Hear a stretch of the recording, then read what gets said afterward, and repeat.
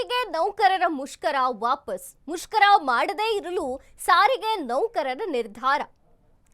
ಸಾರಿಗೆ ನೌಕರರ ಮುಷ್ಕರ ಏನಾಗ್ತಿತ್ತು, ಇದು ವಾಪಸ್ ಅಂತೆ. ಮುಷ್ಕರ ಮಾಡದೇ ಇರೋಕೆ ನಿರ್ಧಾರವನ್ನ ಮಾಡಿದ್ದಾರಾ ಹಾಗಾದ್ರೆ ಸಾರಿಗೆ ನೌಕರರು ಅನ್ನುವಂಥದ್ದು.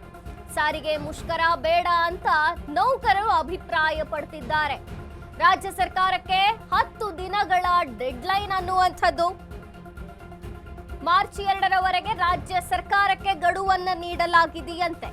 ಅಷ್ಟರೊಳಗೆ ಪ್ರತಿಕ್ರಿಯೆ ಬರೆದಿದ್ರೆ ಬಂದ್ ಫಿಕ್ಸ್ ಅಂತಿದ್ದಾರೆ.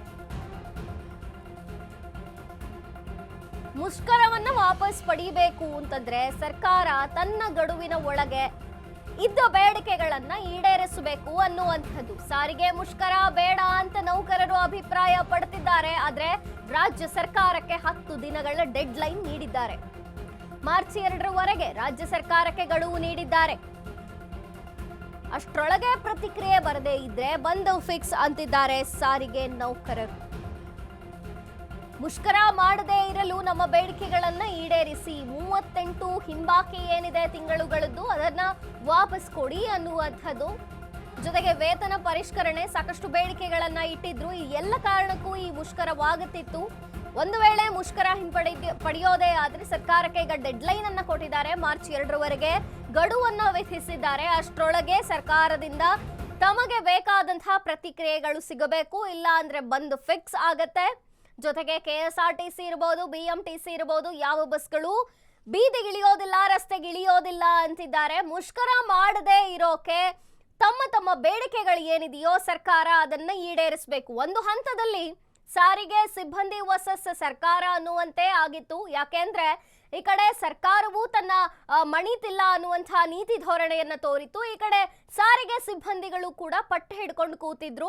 ನಮ್ಮ ವೇತನ ಪರಿಷ್ಕರಣೆಯಾಗಬೇಕು, ಹಿಂಬಾಕಿ ವೇತನ ಏನಿದೆ ಅದು ಬರಬೇಕು, ಸಂಪೂರ್ಣವಾಗಿ 38 ತಿಂಗಳ ಹಿಂಬಾಕಿ ವೇತನ ನಮಗೆ ಸಿಗಬೇಕು ಮತ್ತು ನಮ್ಮ ಒಂದಷ್ಟು ಬೇಡಿಕೆಗಳು ಈಡೇರಬೇಕು ಅಂತ ಸಾರಿಗೆ ಸಿಬ್ಬಂದಿಗಳು ಪಟ್ಟು ಹಿಡ್ಕೊಂಡು ಕೂತಿದ್ವು.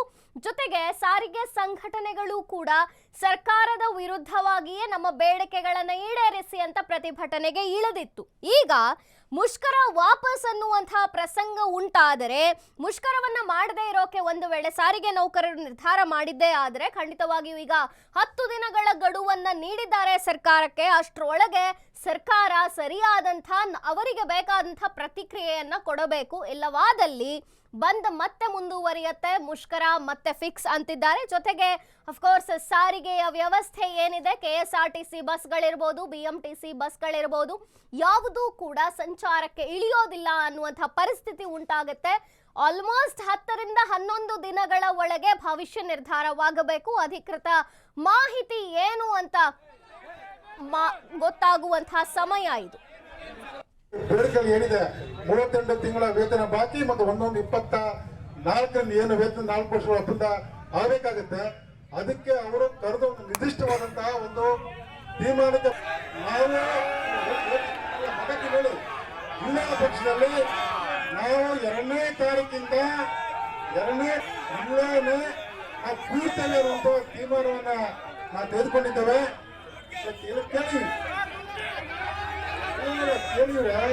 ಬೇಡಿಕೆ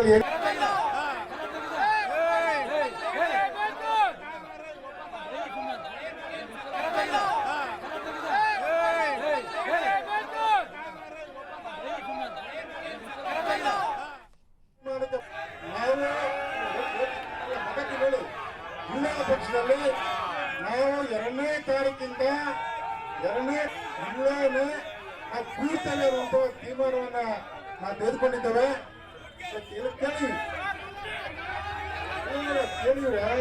ಬೇಡಿಕೆ ಏನಿದೆ, 38 ತಿಂಗಳ ವೇತನ ಬಾಕಿ ಮತ್ತು 24 ಏನು ವೇತನ 4 ವರ್ಷಗಳ ಒಪ್ಪಂದ ಆಗಬೇಕಾಗುತ್ತೆ. ಅದಕ್ಕೆ ಅವರು ಕರೆದು ಒಂದು ನಿರ್ದಿಷ್ಟವಾದಂತಹ ಒಂದು ತೀರ್ಮಾನಕ್ಕೆ ನಾವು